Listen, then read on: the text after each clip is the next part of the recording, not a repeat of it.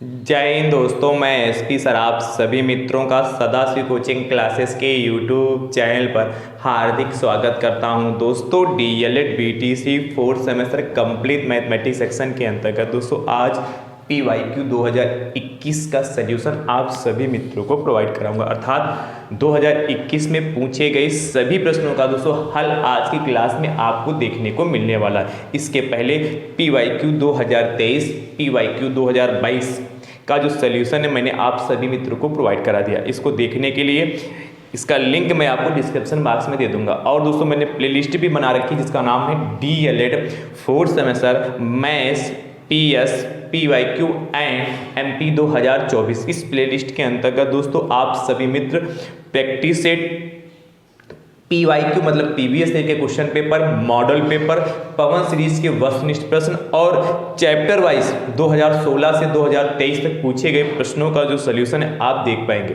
ठीक है। और दोस्तों मैंने डीएलएड फोर्थ सेमेस्टर मैथमेटिक्स का पूरा कंप्लीट सिलेबस भी प्रोवाइड कराया है, तो जिसको किसी भी चैप्टर में किसी भी टॉपिक में डाउट है तो जरूर देखिए।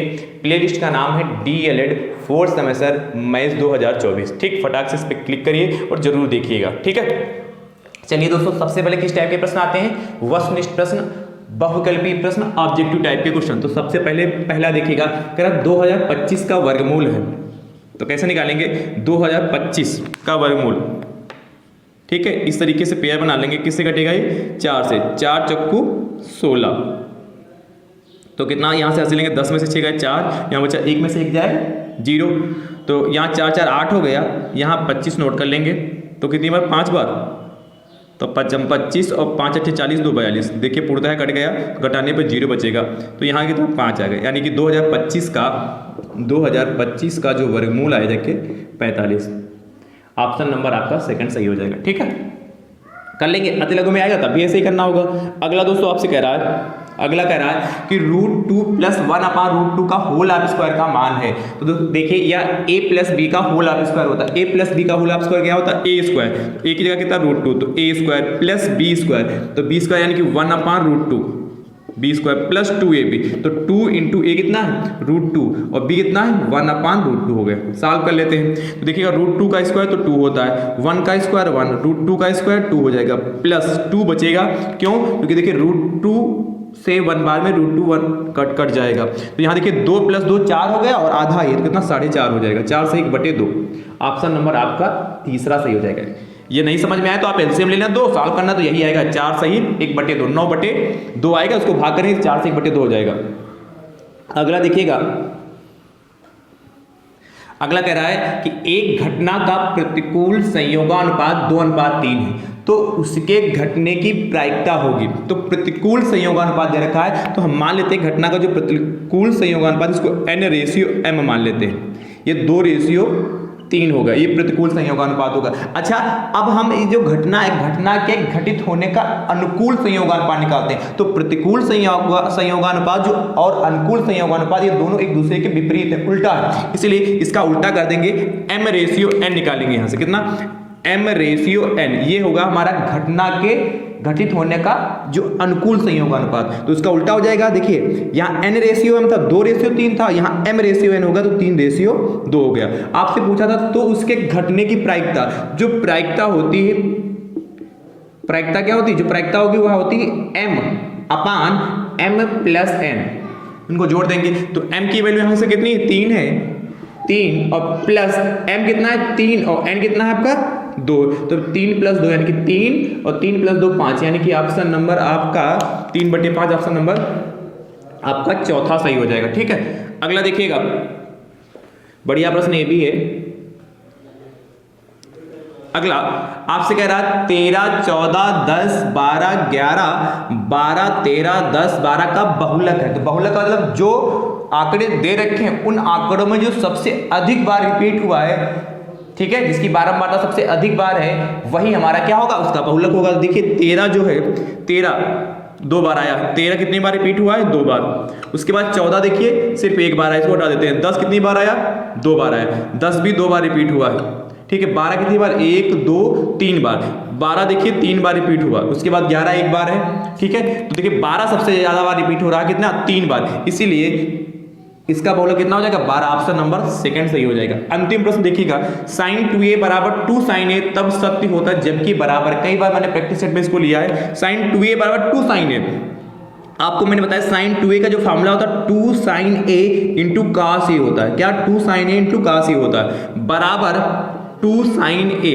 यहां से हम क्या करेंगे, cos a की यदि वैल्यू निकालेंगे तो 2 sin a upon cos a के गुणे में 2 sin a है, 2 sin a, ये कैंसिल हो जाएगा, 2 sin a 2 sin a 1 बार में कैंसिल हो गया, तो इधर बचा क्या जाके cos a बराबर कितना, 1 बचेगा, 1 अपान 1। अब cos में देखिए 1 किसकी वैल्यू होती है, तो आप जानते हैं cos में जो 1 होती है cos 0 की वैल्यू होती है, किसकी, cos 0, तो 1 की जगह पर cos 0 रख देंगे, यहाँ भी cos यहाँ भी cos की तुलना हो गई, a बराबर आपका 0 डिग्री आ गया, तो यानी कि ऑप्शन नंबर आपका पहला सही होगा। अच्छा, यह जो प्रश्न है आप ऑप्शन से भी चेक कर सकते हैं, देखिए यहाँ एक ही जगह 0 रखेंगे तो साइन कितना, 2 गुणे 0 0 हो जाएगा, है कि नहीं, तो साइन 0 की वैल्यू कितनी होती है, 0 होती है। यहाँ 2 इंटू साइन एक ही जगह कितना रखोगे, 0, तो कितना साइन 0 की वैल्यू कितनी होती है, कितनी, तो 0 होती, तो 0 बराबर 0 तब भी हो जाता। अगला भी आप ऐसे चेक कर सकते थे, अगला भी यहाँ पर एक ही जगह रखते हैं 30, तो 30 दूना 60 होता, साइन 60 की वैल्यू कितनी होती, साइन 60 की वैल्यू √3/2 होती, और यहाँ कितना है साइन 30 की वैल्यू 1/2,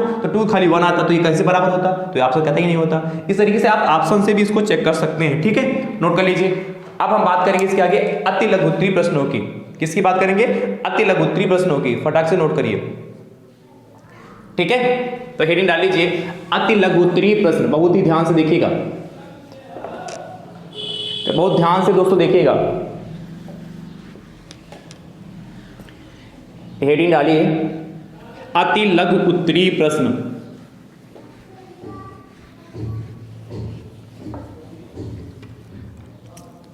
अति लघु उत्तरीय प्रश्न। देखिएगा अति लघु उत्तरीय का तो पहला है, वैसे छठा प्रश्न सीरियल से याद करा, यदि किसी वृत्त का क्षेत्रफल, यदि किसी वृत्त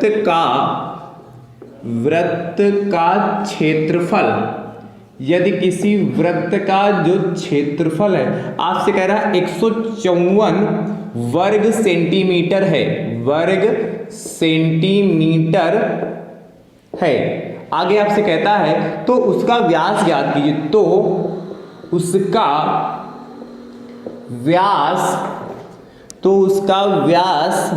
कीजिए, तो उसका व्यास ज्ञात कीजिए, देखिए बढ़िया प्रश्न है, आपसे व्यास ज्ञात करने के लिए कहता है। तो कह रहा है यदि किसी वृत्त का क्षेत्रफल 154 वर्ग सेंटीमीटर है, तो दिया है, मैं क्या लिखोगे, दिया है वृत्त का क्षेत्रफल बराबर 154 वर्ग सेंटीमीटर, या इसके आधार पर सेंटीमीटर स्क्वायर भी लिख सकता है। आपसे चाहिए क्या, उसका व्यास, तो लिखना वृत्त का व्यास इक्वल टू क्वेश्चन मार्क। देखिए तो वृत्त का व्यास क्या होता है, 2 गुणे त्रिज्या होता है, पहले त्रिज्या पता होना चाहिए। तो वृत्त का जो क्षेत्रफल का फार्मूला होता है, वृत्त का क्षेत्रफल जो होता क्या होता है, पाई r स्क्वायर, r क्या है यहाँ पर वृत्त की त्रिज्या। अब क्षेत्रफल कितना है 154, पाई की वैल्यू 22/7, r स्क्वायर ऐसे रहेगा, तो यहाँ से क्रॉस मल्टीप्लिकेशन करेंगे तो 154 गुणे 7 बराबर 22r स्क्वायर, यानी कि यहाँ से r स्क्वायर निकालेंगे तो 154 गुणे 7 और r स्क्वायर के गुणे में 22 है, इसलिए बट्टे में चला जाएगा।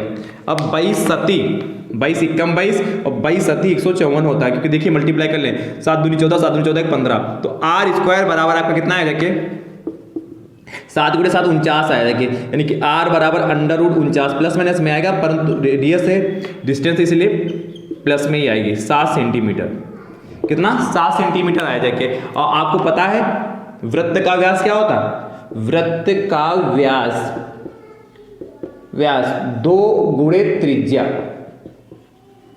2 गुणे त्रिज्या, यानी कि 2 इंटू त्रिज्या कितनी, r आपने मानी, तो 2 गुणे r की वैल्यू कितनी 7, 14 सेंटीमीटर। 14 सेंटीमीटर ही हमारा फाइनल आंसर है। नीचे लिख लेना, अतः वृत्त का व्यास बराबर 14 सेंटीमीटर, इस तरीके से लिख लेना। अगला 7वां प्रश्न आपसे कह रहा है, 7 नंबर ध्यान से देखिएगा, 7th क्वेश्चन। 7वां प्रश्न कहता है, देखिए 243, बहुत आसान है, 243 की घात 3/5 को सरल कीजिए, हमें इसे क्या करना है, सिंप्लीफाई करना है। 243 की घात 5 3/5। देखिए 243 जो है, इसको पहले ये नोट कर लेना, उसके बाद इसको नोट करना था। तो देखिएगा 243 की घात 3/5, इसको लिखिए 243 की घात 3/5। तो क्या करेंगे, 243 का मतलब कितना, 3 की घात 5। 3 को जब 5 बार आप मल्टीप्लाई करेंगे 243 मिलेगा और की घात 3/5 हो जाएगा। ठीक है, तो 3 की घात 5 ब्रैकेट हटाएंगे तो पावर की क्या हो जाएगी, मल्टीप्लाई। काट लीजिए, 5 एकम 5, 5 एकम 5, तो कितना हो गया, 3 की घात 3 भाई 3 गुणे 1 3 बटे 1, तो 3 की घात 3 होगा, 3 की घात 3 मतलब कितना, 3 3 9 3 27 हो गया, 1 नंबर पक्का हो गया। अगला देखिएगा 8 नंबर, 8वां प्रश्न आपसे कहता है कि एक्स स्क्वायर माइनस का 14x प्लस का 49 49 को हल कीजिए, के गुणनखंड कीजिए, हल करने का नहीं है, के गुणनखंड कीजिए, के गुणनखंड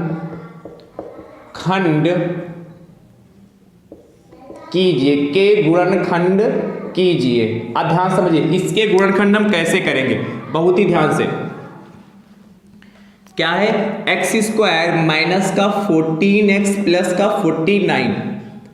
ठीक है, अब देखिए फैक्टर कैसे किया, एक्स स्क्वायर का गुणांक देखा जाता है, तो यहां पर एक्स स्क्वायर का गुणांक कितना है, 1, और फिर सी कांस्टेंट देखा जाता है, तो 1 की मल्टीप्लाई 49 से करेंगे तो 49 ही तो आएगा, तुरंत बराबर लगाते हैं यहाँ पर मल्टीप्लाई। अब x का गुणांक देखते हैं कितना है, 14, चिन्ह से मतलब नहीं है, और उसके बाद जो कांस्टेंट है उसके पड़ोस में प्लस का है तो यहाँ प्लस लगाएंगे, यदि माइनस का होता तो यहाँ माइनस लगाते।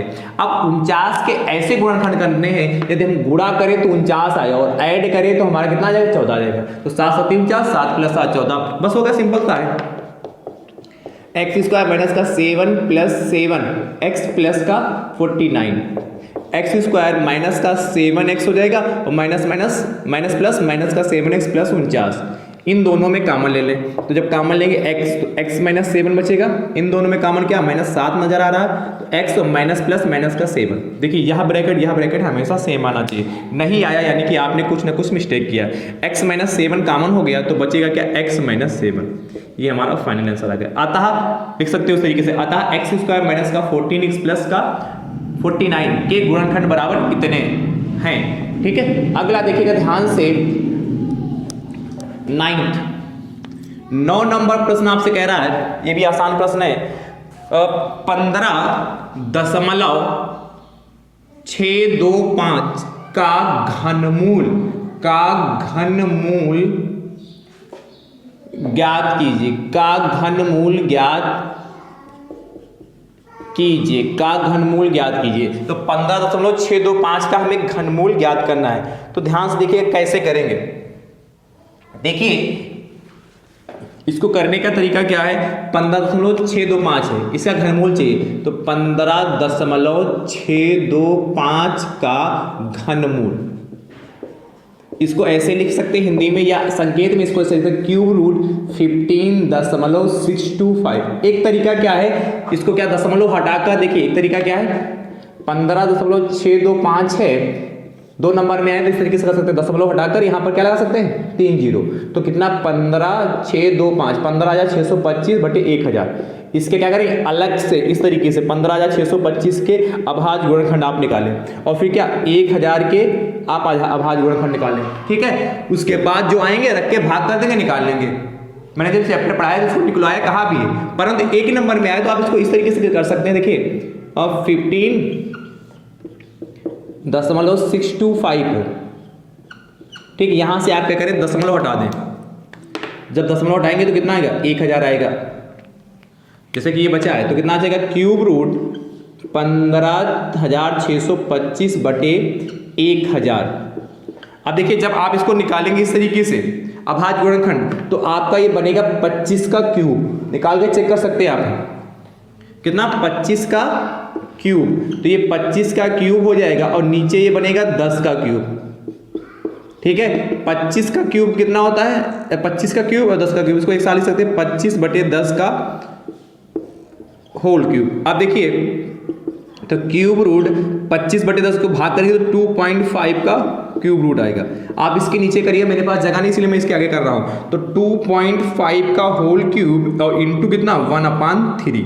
तो देखिएगा 3 एकम 3 3 एकम 3 कैंसिल हो गया, कितना 2.5 आ गया, यानी कि 15,625 का जो घनमूल आएगा 2.5 आएगा। ठीक, इस तरीके से भी कर सकते हैं। परंतु यदि आपको ये नहीं सर आपको कैसे पता चला कि 25 की पावर 3 है, तो आप मैंने बताया था कि जैसे अभी इसके अभाज्य गुणनखंड निकालिए, फिर 3 3 का पेयर बनाइए, 3 के पेयर में से एक निकाल लीजिए और 25 ही बनेगा। ठीक है, अगला 9th के बाद 10th, 9 के बाद 10 नमा 200 प्रश्न कहता है 1 माइनस tan स्क्वायर 45 डिग्री अपान 1 प्लस tan स्क्वायर 45 डिग्री का मान ज्ञात कीजिए, का मान ज्ञात कीजिए। अब ध्यान समझिए, इसकी वैल्यू हमें चाहिए। बहुत ही आसान प्रश्न है ये भी। कैसे करेंगे ध्यान से देखिएगा।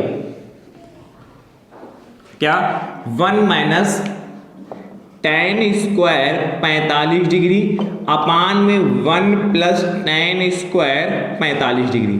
अब देखिए आपको tan स्क्वायर 45 डिग्री की वैल्यू पता होनी चाहिए। नहीं पता है तो त्रिकोणमिति वाला चैप्टर नंबर 7 मैंने पढ़ाया है। शुरुआत में भी बताया था मैंने, जो प्लेलिस्ट का नाम DLED 4th सेमेस्टर मैथ्स 2024, इस प्लेलिस्ट के अंतर्गत जाइएगा और चैप्टर नंबर 7 त्रिकोणमिति वाला जरूर देखिए जाके। आपको 2 से 3 मिनट में आप पूरी टेबल बना लेंगे। ठीक है, देखिए tan 45 की वैल्यू 1 माइनस tan 45 की वैल्यू 1 होती है, तो 1 का स्क्वायर 1 अपान में 1 प्लस tan 45 की वैल्यू 1 का स्क्वायर, तो 1 माइनस 1 का स्क्वायर 1 अपान में 1 का स्क्वायर 1 में से 1 जाएगा 0 और 1 प्लस 1 2। आपको पता अंश में 0 फिर हर में कुछ भी हो इससे कोई इफेक्ट नहीं पड़ेगा, 0 ही हमारा आंसर आएगा। ठीक है, अगला अंतिम अति लघु का अंतिम प्रश्न देखिएगा 11 नंबर। 11 नंबर दोस्तों आपसे कह रहा है वह छोटी से छोटी संख्या ज्ञात कीजिए। वह छोटी से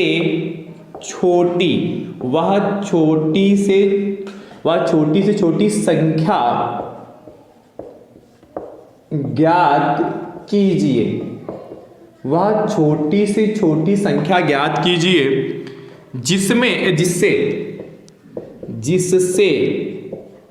जिससे कितना है 6075 में गुणा करने पर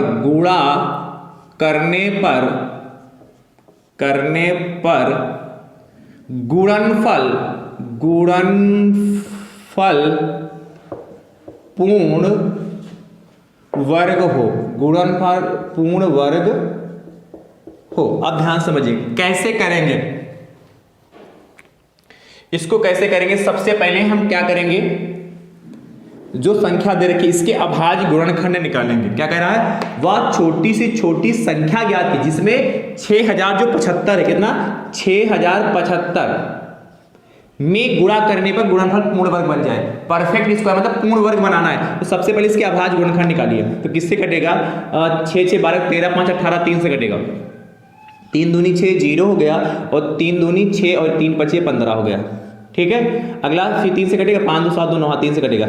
3 6 18 हो गया कि 2 बचा 22 हो गया कि 3 7 21 3 5 15 फिर कटेगा 6 7 13 5 18 3 कटेगा। 3 से काटिए तो 3 दूनी 6 3 दूनी 6 और 3 5 15 अभी भी कटेगा 3 से। 3 7 21 और 1 बचा 5 होगा 25 हो गया कि फिर से कटेगा 3 से। 3 दूनी 6 3 5 15 अब कटेगा 5 से। 5 25 और लास्ट में 5 25। अब देखिएगा क्या 6000 जो 75 के हैं अभाज्य गुणनखंड कितने आए, 3 गुणे 3 गुणे 3 गुणे 3 गुणे 3 गुणे 5 गुणे 5। आपसे कहा था गुणा करने पर पूर्ण वर्ग बन जाए, तो सबसे पहले पेयर पूर्ण वर्ग मतलब स्क्वायर की बात कर रहा है, स्क्वायर में 2 के पेयर बनते हैं, तो 2 के पेयर बना लीजिए। तो 2 के पेयर बनाने से 3 शेष बच रहा। यदि इसमें 3 एक और होता तो क्या यहाँ ये 3 और ये 3 पेयर बन जाता। यदि इसमें 3 और होता तो ये और ये 3 का पेयर बन जाता, तो ये पूर्ण वर्ग हो जाता। यानी कि हम 6075 में यदि इस 3 से गुणा कर दें, 6075 में यदि हम 3 से गुणा कर दें तो यह गुणनफल हमारा कितना हो जाएगा, पूर्ण वर्ग हो जाएगा। तो नीचे लिखिएगा 6075 के अभाज्य गुणनखंड के अभाज्य गुणनखंड 6075 के अभाज्य गुणनखंड के का जोड़ा बनाने के बाद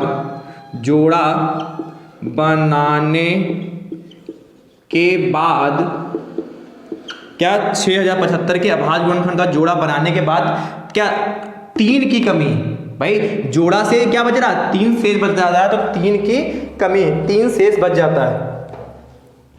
जोड़ा बनाने के बाद 3 जो है शेष बच जाता, 3 शेष बच जाता है। अब यही 3 शेष बच जाएगा, और यानी कि एक और 3 होता तो हमारा काम हो जाता। तो अतः क्या लिखोगे फाइनल आंसर, अतः 6075 में 3 से गुणा करने पर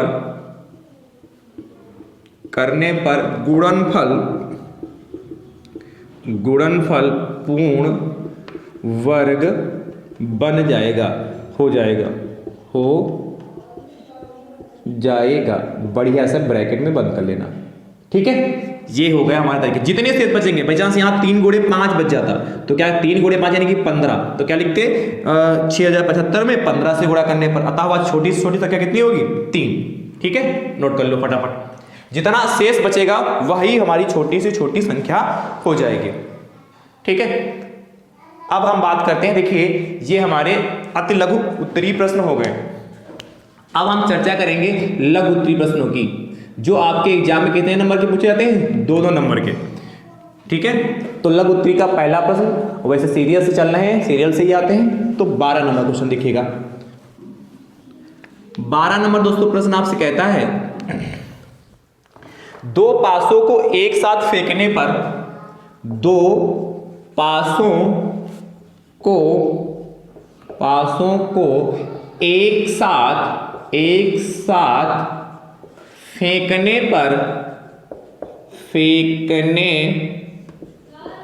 फेंकने पर दोनों पर सम अंकों के, फेंकने पर दोनों पर सम अंकों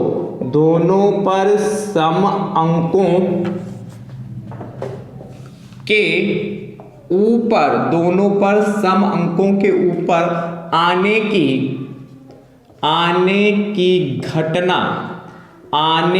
घटना का समुच्चय ज्ञात कीजिए। घटना का समुच्चय ज्ञात कीजिए। आने की घटना का समुच्चय ज्ञात कीजिए। तो ध्यान से सुनिएगा, ठीक है। बहुत बढ़िया प्रश्न है और बहुत आसान है, समझिए। इसमें 2 नंबर फ्री के हैं। हाँ सही कह रहे हैं, देखिए कितना आसान, कितना कम समय में हो जाएगा। 2 पासों को एक साथ फेंकने पर दोनों पर सम अंकों के ऊपर आने की घटना का समुच्चय। तो पूरा एक बार लैंग्वेज फिर से लिख लीजिए, ये तो कर लिखना ही पड़ेगा आपको अपनी उत्तर पुस्तिका में। 2 पासों को एक साथ फेंकने पर दोनों पर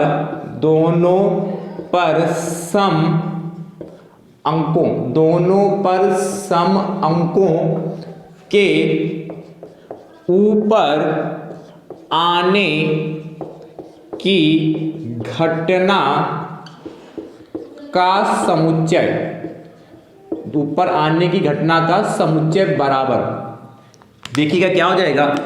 अब 2 पासों के एक साथ फेंकेंगे तो पहले पे 2 आया तो दूसरे पर भी 2 आ सकता है।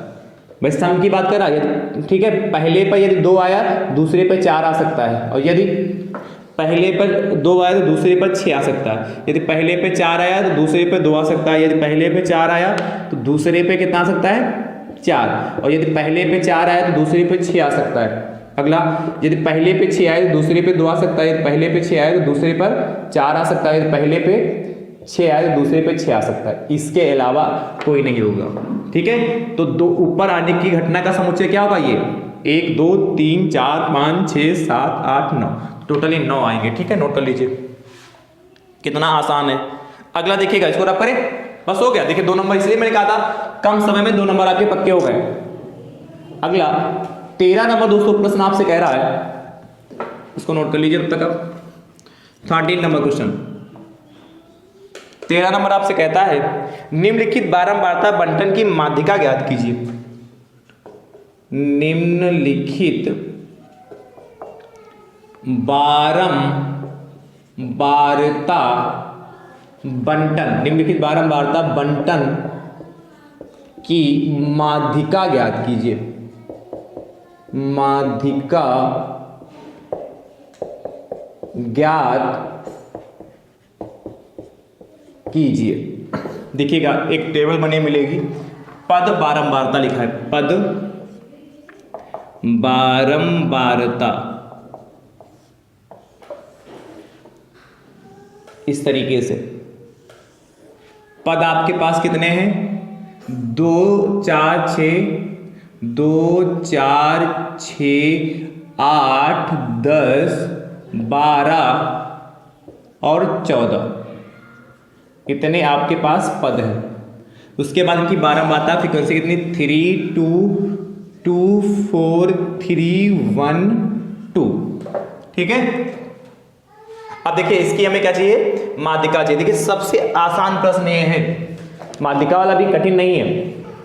देखिए तो सबसे पहले पद बारंबारता, उसकी संचयी बारंबारता, पद कितने, फिर बारंबारता, बारंबारता और फिर उसके बाद संचयी बारंबारता, बारंबारता संचयी बारंबारता। ठीक है, पद में कितना है, 2 4 6 8 10 12 और 14। इसकी बारंबारता कितनी, 3, फिर कितनी 2, फिर 2, फिर कितना 4, फिर 3, फिर 1, फिर 2, ये तो हो गया। देखिए संचयी बारंबारता कैसे निकालते हैं, सबसे पहले जो पहले की बारंबारता उसकी ज्यों की त्यों लिखते हैं, उसके बाद अगले वाली इसमें जोड़ देते हैं, 2 + 3 5, उसके बाद इसको जोड़ेंगे 2 + 5 7, फिर 7 + 4 11, 11 + 3 14, 14 + 1 15 और 15 + 2 17, ये हो गया। अब देखेंगे यहाँ पर क्या करेंगे, इनको भी जोड़ लेंगे, ये n बराबर हो जाएगा जोड़ने के बाद, 3 2 5 2 7 7 4 11 3 14 1 15 2 17। अभी हमारा कितना 17 आएगा। अब बताइए 17 हमारी सम संख्या है कि विषम संख्या है, तो आप कहेंगे सर n बराबर कितना जो आया, पदों की संख्या, n क्या है, पदों की संख्या, तो पदों की संख्या n बराबर जो आया हमारा 17 हमारी एक विषम संख्या है। देखिए माध्यिका निकालने के लिए सम और विषम संख्या का होना बहुत जरूरी है। जब सम संख्या होती है तब माध्यिका का फार्मूला अलग होता है, और जब विषम संख्या होती है तब माध्यिका का फार्मूला क्या होता है, n+1/2वें पद का मान या n+1/2वां पद होता है। ठीक है, n की वैल्यू आपकी 17 है, तो 17 + 1/2वें पद का मान, 2वें पद का मान। ठीक है, 17 1 18/2वें पद का मान, या वहां पद भी ले सकते हैं, पद का मान। इसको काट लीजिए, तो जब काटेंगे तो कितना आएगा, 2 एकम 2 2 9 18, काटने पर यही तो आएगा, है कि नहीं। तो यानी कितना आ जाएगा, 9वें पद का मान, 9वें पद का मान। अब 9वां पद देखिए कहाँ आएगा, देखिए 9वां पद 11 वाले में आएगा, और 11 के सामने सीधे भागते चले जाइए, कितना 8 आएगा, यानी कि 8 हमारी माध्यिका हो गई। तो क्या लिखोगे, अतः माध्यिका बराबर 8, दिए गए आंकड़ों की माध्यिका 8, ये हमारा फाइनल आंसर आ गया। तो कितना आसान है, कुछ कठिन है इसमें। अगला त्रिकोणमिति वाला चैप्टर देखिए बहुत इंपॉर्टेंट है, 2021 में 4 नंबर का पूछा गया। देखिए अगला प्रश्न भी 14 नंबर जो है ये भी त्रिकोणमिति वाला ही है। एक समकोण त्रिभुज ABC में, एक समकोण त्रिभुज ABC में ABC में tan A बराबर 4/3, तो sine square A plus cos square A का मान ज्ञात कीजिए, का मान ज्ञात कीजिए। देखिएगा कैसे लगाएंगे, पाइथागोरस प्रमेय से इसका मान निकालेंगे, बहुत ही आसान ये भी है। रब करें इसको,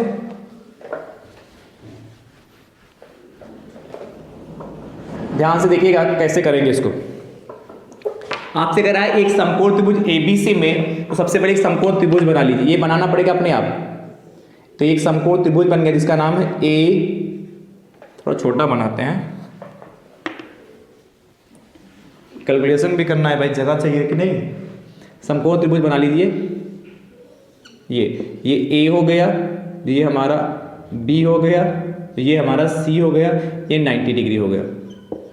ठीक है, दिया है क्या, दिया है tan A बराबर 4/3। आपने लाल बटे कक्का पहले से ही पढ़ रखा है, पढ़ा है कि नहीं। तो क्या होता है साइन, ये क्या होता है sine theta, cos theta, tan theta, cot theta, sec theta and cosec theta. तो साइन टेन थीटा का लंब बटे आधार होता है, तो यहाँ पर क्या लंब बटे आधार, यानी कि टेन A बराबर लंब कितना है BC और आधार कितना आपका AB बराबर 4/3, यानी कि BC आपका 4 हो गया और ये कितना आपका 3 हो गया। कर्ण नहीं पता है तो क्या लिखोगे, समकोण त्रिभुज ABC में पाइथागोरस प्रमेय से, भैया जो पाइथागोरस प्रमेय होती कर्ण का स्क्वायर, तो कर्ण हमारी AC, तो कर्ण का स्क्वायर बराबर लंब स्क्वायर यानी कि BC का स्क्वायर प्लस आधार स्क्वायर यानी कि AB का स्क्वायर। ठीक है, अब देखिए AC हमें पता नहीं, AC हमें ज्ञात करना, तो AC का स्क्वायर, BC कितना आपका, BC आपका 4 है, तो 4 का स्क्वायर प्लस आधा कितना AB 3 है, 3 का स्क्वायर। ठीक है, तो AC स्क्वायर बराबर 4 का स्क्वायर 16, 3 का स्क्वायर 9, यानी कि AC स्क्वायर बराबर 16 9 25, यानी कि AC बराबर √25, प्लस माइनस आएगा पर डिस्टेंस इसलिए प्लस की मानी जाएगी, 5 आ गई। AC की वैल्यू कितनी आएगी 5। तो जब ये आपका 5 आ जाएगा, इसके बाद देखिएगा ध्यान से इधर, यहाँ से आप क्या करेंगे, हम देखिए sign square A plus cos square ए चाहिए, परंतु साइन ए और कास ए की यदि वैल्यू पता चल जाए तो हम क्या निकाल सकते हैं, sine square A plus cos square ए की वैल्यू निकाल सकते हैं। तो देखिएगा साइन ए बराबर, देखिए साइन थीटा बराबर लंब बटे कर्ण, अब थीटा की जगह यहाँ पर ए, तो साइन ए बराबर लंब बटे कर्ण, तो लंब कितना आपका BC और कर्ण कितना आपका AC, यानी कितना हो जाएगा BC यानी कि 4/5, और कॉस ए कितना कॉस थीटा है, थीटा की जगह ए, तो कॉस ए बराबर आधार बटे कर्ण, आधा कितना आपका AB और कर्ण कितना AC, यानी कितना 3/5 होगा। बस सॉल्व कर लीजिए, यहाँ वैल्यू रखिए साइन ए की वैल्यू कितनी 4/5, और चूंकि स्क्वायर है इसलिए क्या हो जाएगा स्क्वायर, प्लस कॉस ए कितना 3/5 है, और चूंकि यहाँ पर क्या लगा है स्क्वायर इसलिए स्क्वायर हो जाएगा। 4 का स्क्वायर 16, 5 का स्क्वायर 25, प्लस 3 का स्क्वायर 9, 5 का स्क्वायर 25, 25 एलसीएम हो गया देखिए, तो कितना होगा 16 और प्लस 9, यानी कितना 25, 16 9 25/25, 25 एकम 25, 25 एकम 25 बराबर कितना 1 आ गया। ये हमारा फाइनल आंसर आएगा। वैसे भी आप जानते हैं sine square theta plus cos square theta equal to 1 होता है, यहाँ ए है तो sine square A plus cos square A बराबर 1, इसका आंसर भी आपको पहले से पता है कि नहीं। अगला 14 के बाद 15 नंबर, 15 नंबर दोस्तों प्रश्न कहता है कि 550 घन सेंटीमीटर, 550 घन सेंटीमीटर लोहे से एक बेलनाकार सरिया बनाया गया है, लोहे से एक बेलनाकार सरिया बनाया गया है। यदि यदि सरिया का व्यास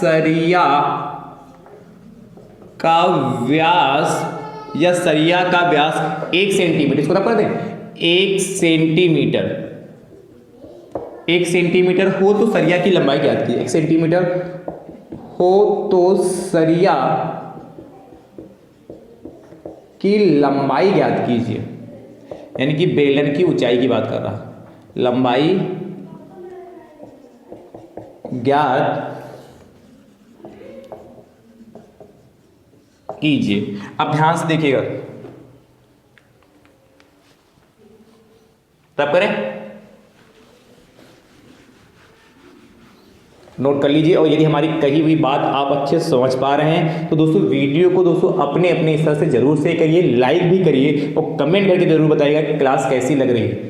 ये PYQ आपको समझ में आ रहा कि नहीं समझ में आ रहा।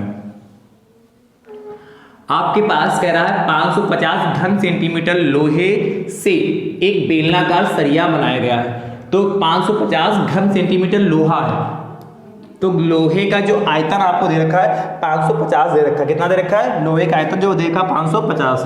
तो लिखना ध्यान से, क्या लिखना, माना लोहे पूछा गया सरिया की लंबाई बेलन है ना, तो इसको H बराबर माना सरिया की लंबाई H ही कर लेते हैं, बराबर H सेंटीमीटर है ना, सेंटीमीटर हो गया। अब देखिए सरिया का आपको व्यास दे रखा है, सरिया का व्यास कितना देखा? 1 सेंटीमीटर, और जो व्यास होता 2 गुणे त्रिज्या, अरे भाई होता कि नहीं, 1 सेंटीमीटर हो जाएगा, यानी कि कितना हो जाएगा, त्रिज्या बराबर 1/2 सेंटीमीटर हो गया।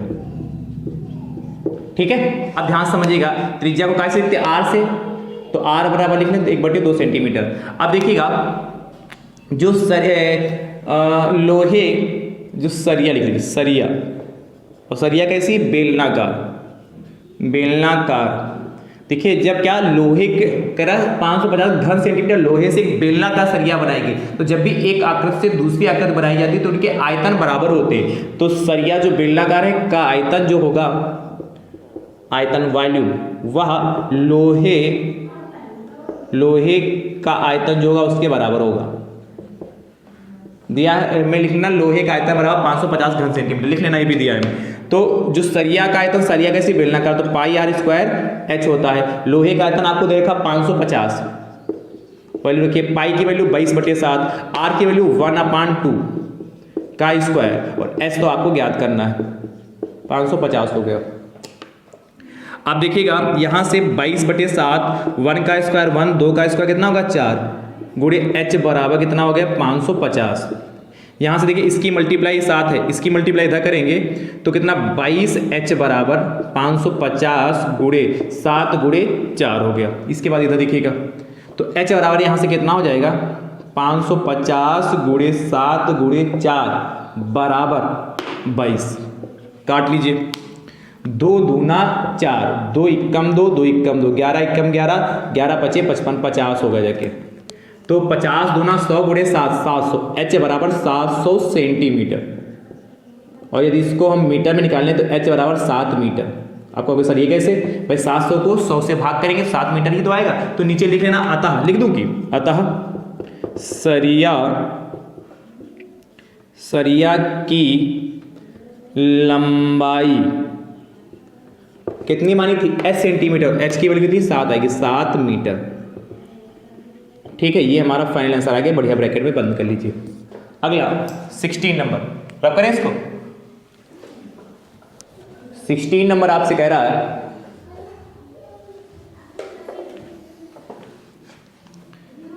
सोलह नंबर प्रश्न।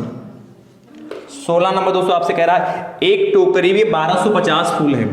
एक टोकरी में 1250 फूल हैं। एक टोकरी में 1250 फूल हैं। यदि एक व्यक्ति किसी नगर के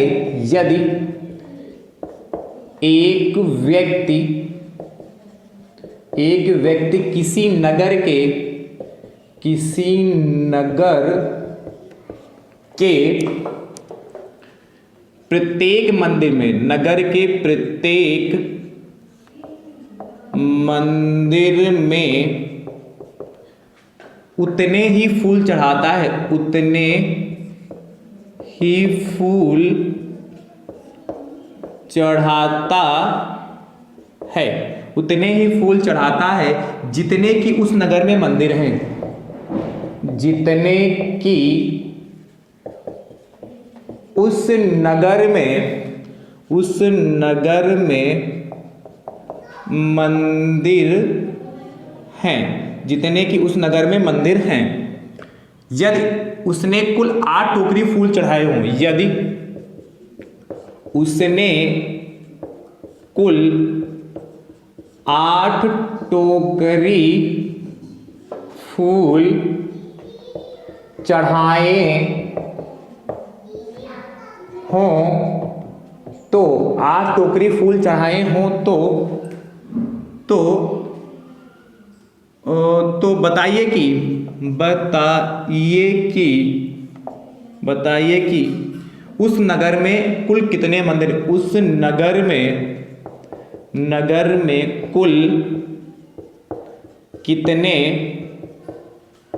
मंदिर हैं। बढ़िया प्रश्न है, कितने मंदिर हैं। हो गया। देखिए कैसे करेंगे। आपसे कह रहा है एक टोकरी में 1250 फूल है, एक टोकरी है जिसमें 1250 फूल आते हैं। यदि एक व्यक्ति किसी नगर के प्रत्येक मंदिर में उतने ही फूल चढ़ाता है जितने कि उस नगर में मंदिर है, प्रत्येक नगर में उतने ही फूल चढ़ाता है जितने कि उस नगर में मंदिर है। यदि मान लेते हैं नगर में 100 मंदिर हैं, तो यदि नगर में 100 मंदिर हैं तो प्रत्येक मंदिर में कितने फूल चढ़ाएगा, 100 चढ़ाएगा। या मैं कह दूं एक मंदिर में यदि 100 फूल चढ़ाता है तो उस नगर में कितने मंदिर होंगे, 100 होंगे। यही मैं नहीं कह रहा हूं, प्रश्न कह रहा कि यदि एक व्यक्ति किसी नगर के प्रत्येक मंदिर में उतने ही फूल चढ़ाता है जितने कि उस नगर में मंदिर, यदि 50 मंदिर हैं तो 50 ही फूल प्रत्येक मंदिर में चढ़ाता है। ठीक है। यदि उसने कुल 8 टोकरी फूल चढ़ाए हो तो बताइए उस नगर में कुल कितने मंदिर हैं। तो ध्यान से देखिएगा, दिया है क्या, दिया है क्या टोकरी में फूल, टोकरी में फूल। तो टोकरी में फूल कितने, 1250। तो बताइए कुल फूल कितने होंगे, 8 टोकरी में फूल कितने, 1250। तो कुल फूल कितने हो जाएंगे, कुल फूल, या ऐसे लिख सकते हो एक टोकरी में फूल बराबर 1250, इसीलिए 8 टोकरी में कुल फूल बराबर, 8 टोकरी में कुल फूल बराबर लिख सकते हैं 1250 गुणे 8, मल्टीप्लाई कर लो। तो 8 की मल्टीप्लाई 0 से 0, 8 5 40 के 0 से चला है 4 और 8 दूनी 16, 4 20 से चला है 2, 8 एक कमांड 2 10,000 कुल फूल व्यक्ति के पास हैं। कह रहा है यदि एक व्यक्ति किसी नगर में के प्रत्येक मंदिर में उतने ही फूल चढ़ाता है जितने कि उस नगर में मंदिर हैं, यदि उसने कुल 8 टोकरी फूल चढ़ाए हो तो उस नगर में कुल कितने मंदिर हैं। तो माना नगर में कुल मंदिर बराबर x, माना नगर में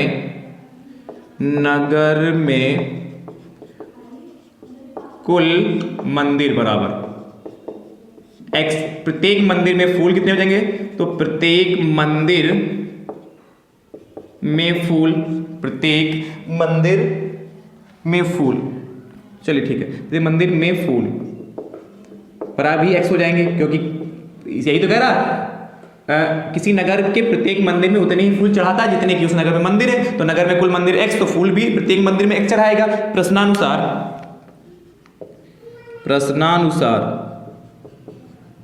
प्रश्नानुसार क्या करेंगे हम, जो x इंटू एक्स की मल्टीप्लाई कर देंगे, यह किसके बराबर कर देंगे, कुल फूलों की संख्या के। तो x स्क्वायर बराबर कितना हो जाएगा, 10,000। तो 100 गुणे 10,000, हाँ ठीक है, 4 जीरो। तो यानी कि x बराबर अंडर रूट कितना होगा, 10,000, यानी कितना x बराबर कितना 100 आएगा। भाई 10,000 100 का जो वर्ग होता है 10,000, या एक 10,000 का वर्गमूल 100 होता है। तो क्या लिखोगे फाइनल आंसर। इसके बाद क्या पूछा था, उस नगर में कुल कितने मंदिर, नगर में कुल मंदिर x माने थे, x की वैल्यू कितनी 100 आई। तो लिखोगे अतः नगर में कुल मंदिर बराबर कितना 100। ये हमारा फाइनल आंसर आ गया, नोट करिए। इसके बाद अगला प्रश्न देखिएगा 17 नंबर, सेकेंड लास्ट। 17 नंबर दोस्तों आपसे कह रहा है 17 नंबर कह रहा है एक लंबवर्तीय शंकु की ऊंचाई, एक लंबवृत्तीय शंकु की ऊंचाई, एक लंबवृत्तीय शंकु की ऊंचाई उसके आधार की त्रिज्या के बराबर है, उसके आधार की त्रिज्या के बराबर है। आगे आपसे कहता है तथा उसका आयतन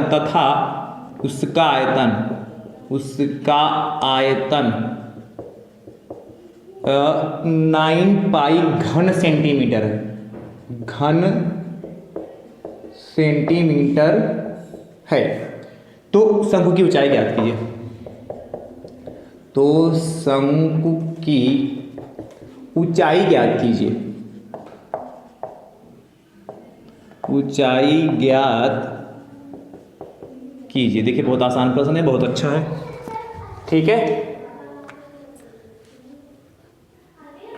रब करें इसको, हाँ देखिए आपसे कह रहा है क्या कि एक लंबवर्ती शंकु की ऊंचाई उसके आधार की त्रिज्या के बराबर है तथा उसका आयतन 9 पाई घन सेंटीमीटर है। तो शंकु की ऊंचाई ज्ञात कीजिए। दिया है, क्या दिया है? एक लंबवर्ती शंकु की ऊंचाई उसके आधार की त्रिज्या के बराबर है। तो दिया है शंकु की ऊंचाई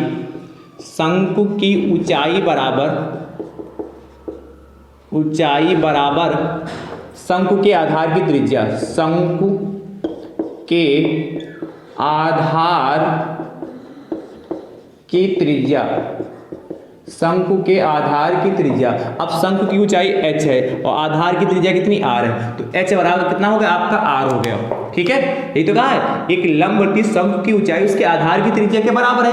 तो शंकु की ऊंचाई को h मान लिया और शंकु के आधार की त्रिज्या को r मान लिया, यानी कि h बराबर r हो गया। और क्या दे रखा उसका आयतन, शंकु का आयतन बराबर 9 पाई घन सेंटीमीटर, ठीक है। तो शंकु के आयतन का फॉर्मूला क्या होता है? शंकु का आयतन बराबर कितना होता है? पाई 1/3 पाई r स्क्वायर h होता है ना।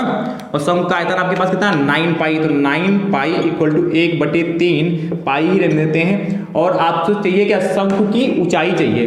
तो जहां r है, r की प्लेस पर आप h लिख सकते हैं कि नहीं लिख सकते हैं? बिल्कुल लिख सकते हैं। तो यहाँ r स्क्वायर है तो कितना h स्क्वायर इंटू ये h हो गया। क्रॉस मल्टीप्लिकेशन करें तो 9 की मल्टीप्लाई 3 से करेंगे, 9 पाई इंटू 3 बराबर कितना? पाई और h स्क्वायर इंटू h। जब आधार समान होते हैं घातें जुड़ जाती हैं तो 2 + 1 3। यहाँ से h स्क्वायर बराबर h क्यूब बराबर निकालेंगे तो 9 पाई इंटू 3 और अपान में कितना? पाई से पाई कैंसिल हो गया तो 9 3 कितना होता? 27। h क्यूब बराबर आपका कितना आएगा? 27 आए जाके। तो h बराबर कितना हो जाएगा? क्यूब रूट 27, यानी कि यहाँ से h बराबर आपका कितना आ जाएगा? 3। भाई क्यूब रूट कितना? 3 गुणे 3 गुणे 3, तो 3 3 9 3 27। 27 का जो घनमूल होता है 3 काहे में? सेंटीमीटर में। 3 सेंटीमीटर आएगा। आपसे पूछा क्या था? शंकु की ऊंचाई, तो लिखना अतः शंकु की ऊंचाई बराबर 3 सेंटीमीटर।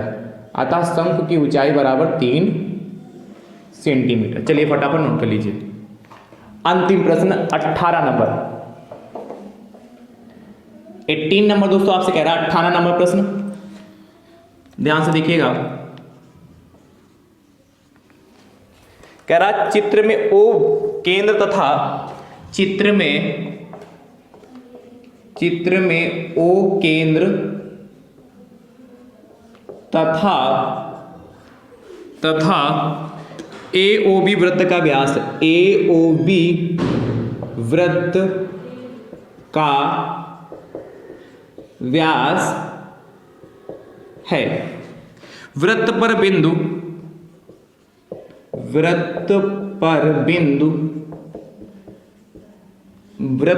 बिंदु C और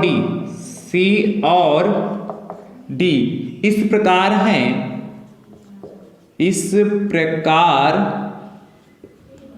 है कि कोण CAB बराबर 30 डिग्री और कोण ABD बराबर 40 डिग्री। तो कोण CAD एवं कोण CBD का मान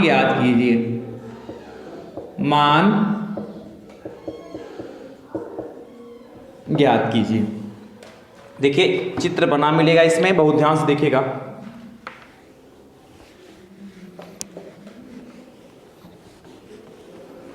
क्या चित्र बना, कैसे बना है?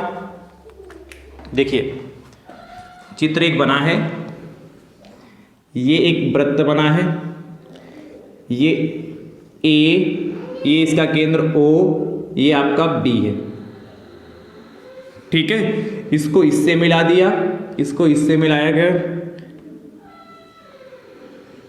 ये ABC है, ये आपका D है, ये आपका 30 डिग्री है, ये आपका 40 डिग्री है,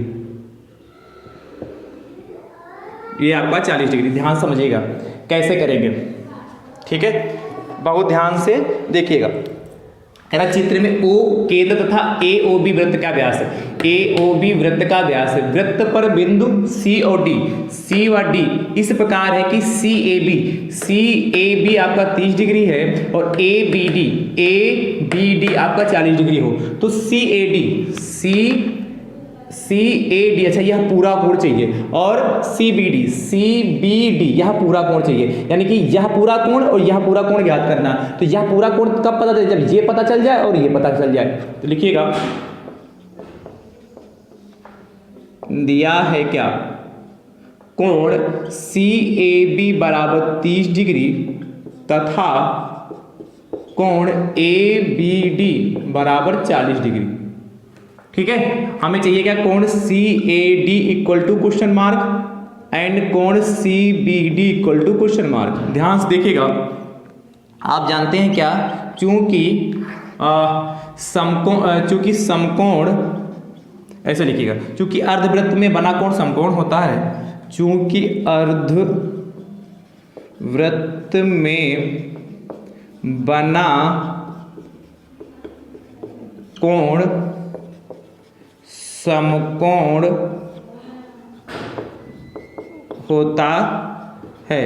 चूंकि अर्धवृत्त में बना कोण समकोण होता है, देखिए AOB व्यास है तो आधा वृत्त ऊपर होगा, आधा वृत्त नीचे होगा, यानी कि यह वाला कोण और यह वाला कोण आपका कितने का होगा? 90 डिग्री का हो जाएगा। तो क्या लिखोगे?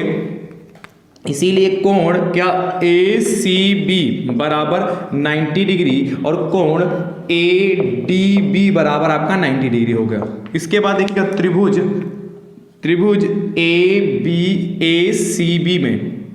ACB में समकोण त्रिभुज होगा ना, तो समकोण त्रिभुज ACB में देखिएगा, चूंकि त्रिभुज के तीनों अंतःकोणों का योगफल 180 डिग्री होता है, इसीलिए कोण क्या हो जाएगा? कोण CAB प्लस कोण ACB प्लस कोण ABC बराबर 180 डिग्री।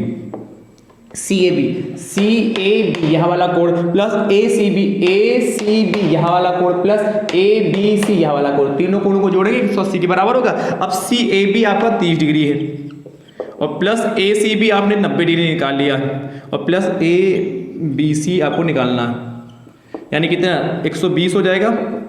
30 और 90 120 तो होता, यानी कि कोण ABC बराबर 180 डिग्री और माइनस का 120 डिग्री घटा ले, तो इसके बाद आप क्या पाएंगे?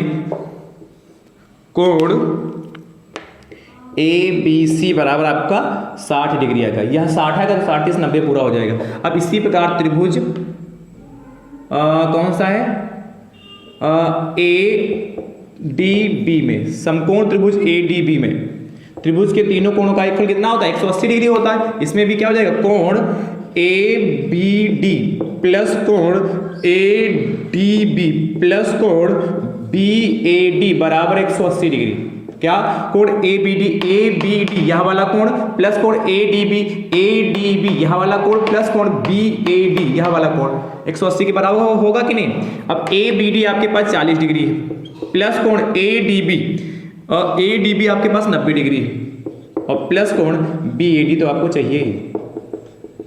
तो 9 4 13 130 डिग्री प्लस कोण BAD बराबर 180 डिग्री, यानी कि कोण BAD बराबर 180 डिग्री में इसे क्या करोगे, 130 डिग्री घटा दोगे तो कितना बचेगा, कोण BAD बराबर आपको कितना आ गया, 50 डिग्री। तो ये 50 आ गया। अब देखिएगा, चाहिए क्या आपको, चाहिए कोण CAD। अब देखिए CAD यह पूरा कोण चाहिए, तो यह कोण क्या, एंगल CAB प्लस कोण BAD। तो CAB 30 डिग्री है प्लस कोण BAD आपके पास 50 डिग्री, तो कितना हो जाएगा, 30 और 50 कितना, 80 डिग्री। तो CAD कोण CAD आपके पास 80 डिग्री है। इसके बाद इधर देखिएगा कोण, और अगला कौन सा चाहिए था,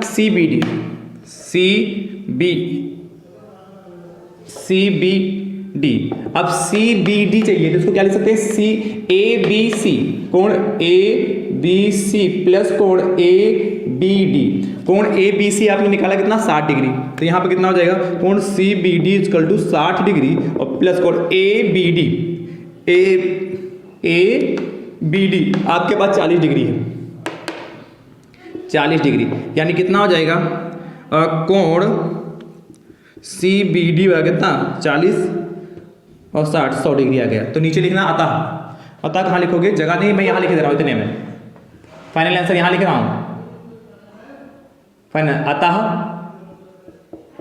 कोण CAD बराबर कितना, 80 डिग्री और कोण CBD बराबर कितना, 100 डिग्री, और ये दोनों हमारे आंसर आ गए। इस तरीके से करते हैं, ठीक है। अब देखिए आंसर भी चेक हो जाएगा, क्योंकि देखिए ACBD एक चक्री चतुर्भुज है और चक्री चतुर्भुज के आमने सामने कोणों का योगफल 180 डिग्री होता है। देखिए यह वाला कोण CAD आपका 80 डिग्री आया के, और CBD आपका पूरा कितना है, देखिए 90 डिग्री, तो 100 डिग्री, 80 और 100 कितना हो गया, 180 डिग्री हो गया। तो आंसर भी चेक हो गया, ठीक है। अच्छे से नोट करिए, इसको भी मैंने क्या प्रैक्टिस सेट में कराया कि नहीं कराया, बोलिए भाई।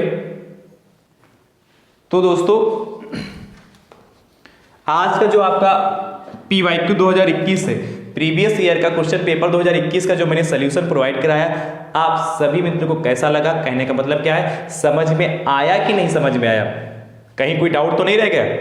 मुझे तो नहीं लगता कोई डाउट रहेगा। यदि लगता है आपको कि कोई प्रश्न समझ में नहीं आया है तो वीडियो को रिपीट करके देख लीजिए, मुझे उम्मीद है कि पूर्णतः आपको समझ में आ जाएगा, ठीक है। क्लास अच्छी लगी हो तो वीडियो को दोस्तों लाइक जरूर करिएगा और अपने अपने स्तर से शेयर जरूर करिएगा, कमेंट जरूर करिएगा कि क्लास कैसी लगी। कहीं यदि कोई डाउट है तो डाउट के बारे में बताइएगा, समझ में आई तो बताइए कि हाँ सर समझ में आई है। दोस्तों ये जो आपका प्रीवियस ईयर क्वेश्चन पेपर मैंने 1 घंटे के अंदर सॉल्व कराने का प्रयास किया, यानी कि 1 घंटे के अंतर्गत मैंने 18 के 18 प्रश्न दोस्तों मैंने सॉल्व कराए हैं, मैंने लिखा भी है प्रश्नों को, उसके बाद उसका सलूशन भी प्रोवाइड कराया, साथ में मैंने इसको समझाने का भी प्रयास किया, और आपको सिर्फ 1 घंटे में 18 प्रश्न सॉल्व करने होते हैं। तो यानी कि 1 घंटे में 18 प्रश्न हो सकते हैं यदि आप अच्छे से उसकी तैयारी करके जाएं, अच्छे से आप प्रैक्टिस करके जाएं, अच्छे से पूरा सिलेबस सीख कर जाएं, तब जाके आप 1 घंटे में अपना पूरा पेपर कर सकते हैं, है कि नहीं। तो ऐसा नहीं कि 1 घंटे में पूरा पेपर नहीं हो सकता, बस जरूरत क्या है, प्रैक्टिस। जितनी ज्यादा प्रैक्टिस करेंगे उतनी आराम से दोस्तों 1 घंटे के अंतर्गत आपके 18 प्रश्न होंगे, और मैं तो प्रैक्टिस सेट तो आपको लगातार प्रोवाइड ही करा रहा हूँ। ठीक है। चलिए वीडियो को आप सभी मित्र अपने अपने हिस्से से जरूर शेयर करते रहे। अब हमारी आपकी मुलाकात अगली क्लास में होगी, तब तक के लिए आप सभी मित्र स्वस्थ रहिए, मस्त रहिए, मुस्कुराते रहिए। थैंक यू सो मच दोस्तों। राधे राधे दोस्तों।